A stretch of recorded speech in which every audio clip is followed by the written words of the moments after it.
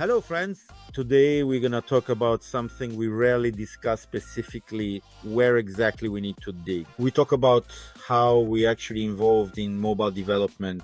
We want to create new games, and now the time has come to choose exactly which game we want to make. That's exactly why there are a number of tools that help us find open niches. We in particular mostly use AppMagic. Together with my colleague Anton, our CPO, we're going to tell you a bit about this now. AppMagic has all the basic features, of course, but in order to work fully and to gain even more valuable insights, naturally you have to pay extra for that. Yes, that's right. The guys have a pretty flexible policy. They can offer different prices, cheaper for some, more expensive for others. But again, they are all absolutely open to negotiation. If you come and negotiate, I think you can definitely reach some kind of compromise. In addition to the standard toolkit, where we track the top performers and leaders and monitor new trends, we actively use this section called Market Segments.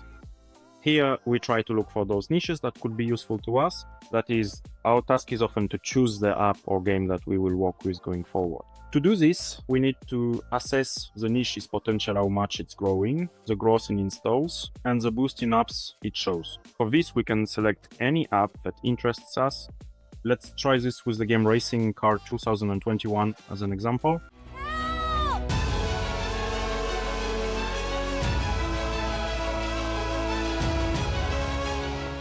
We can go into any of the games that we have saved here at any time. I'll briefly show how we select competitors.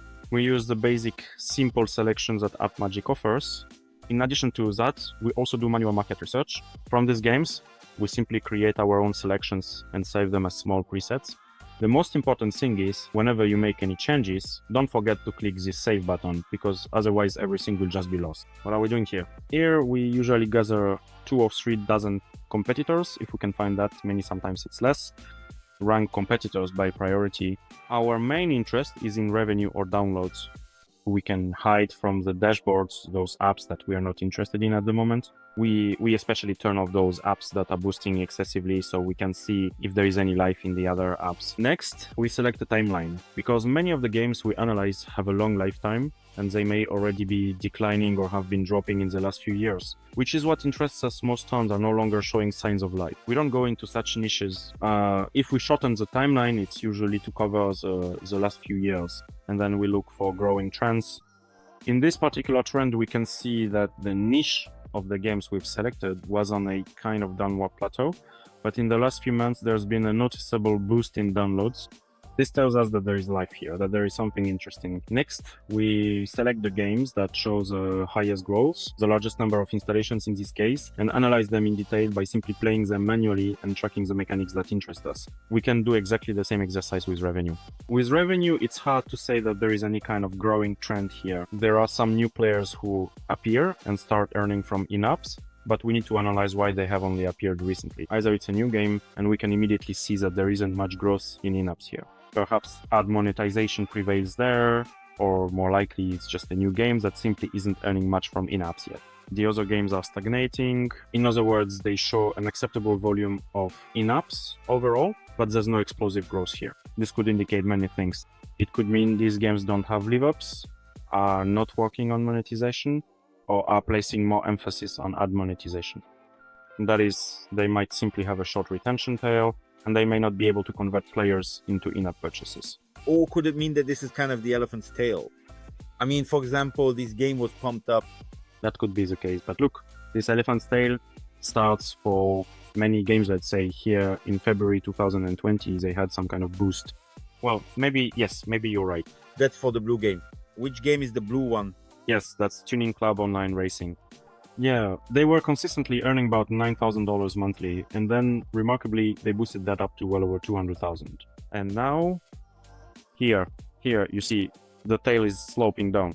So either they started let's, we can take a closer look at this, or we'll turn off everything else, we're not interested in it, and we'll immediately add downloads here so we can analyze it together with you. Yes, so here we can see that they start buying traffic, and at the same time their in-app purchases begin to grow. So if you look at 240,000 a month and 970 installs, it used to be several times less than that. Perhaps this is a proportional revenue increase with install growth. Of course, we can look at the retention rate for day 1, day 7, and day 30, but here you need to interpret them with great caution. We compare this with our own games. There are certain discrepancies, so you should view these metrics as very approximate. So what we're interested in is the growth of the niche or its overall state. So the retention rate for day 1, day 7, and day 30, is that just an average? Or can it actually tell us something? We can look at these numbers, I think, but in my opinion, they're mostly predictive figures and don't really provide much concrete information. We can get an idea of the numbers, but I wouldn't recommend using them as benchmarks. So we don't use these retention rate figures as a benchmark. We can just assume that if somewhere the day 7 retention rate is shown as 25, it's unlikely to actually be 25. It's probably high, but definitely not above 20. We might potentially become a bit more interested in this game and analyze it. Take a look at what makes up its retention rate. In these games, we'll find some form of live operations. That is, it could be events or some time-limited activities, or maybe seasonal competition, anything at all. But we do not recommend using this as a benchmark. In other words, you can look at this simply as a general indicator of the game's state. But what we really focus on are revenue and downloads. Plus, what we look at is one thing, but what our Zoriana looks at, the marketing department, is another. We always make sure to look at the creatives. Again, quite often when we look at the creatives, they are usually misleading at first, but if we see that they perform well, we try to incorporate something similar into the core gameplay or the meta or somewhere else. Yes, we actively study creatives. Let me find where they are. As for creatives, we also look at them, track them, and see which ones are being bought. We carefully analyze them ourselves, and then we pass them on to the marketing teams. They work with this directly. So they either try to recreate something to test it, or we look at the situations created here, the in-game scenarios, and try to reproduce them in our updates. The most important thing is simply to understand certain trends, whether there is life in this game, whether there is an influx of new users, whether there is spend, if people are buying in-apps. That's really enough to analyze and understand which niches are worth getting into. We consider the GTA-like niche to be quite promising. There are indeed a lot of games coming out in this genre right now. Nevertheless, we really like what we see in the charts when we analyze the market leaders. Here we see the revenue of selected competitors, and now we'll take a separate look at downloads. Here, there may not be such rapid growth, but nevertheless, we see that new players are emerging who manage to gain momentum in a relatively short period of time. Let's put it that way. We see growth in this niche. It interests us, and we are exploring it. Plus, the numbers we see here are inspiring on one hand and not particularly intimidating on the other. We understand there's no super overheated competition here yet. We see potential for ourselves here and believe that we can carve out a certain niche. In other words, there isn't any kind of extreme overheating that would put us off. Friends, don't forget to subscribe, hit the like button, and leave your comments. Please simply write to us and let us know if you'd like us to talk about a specific segment next time.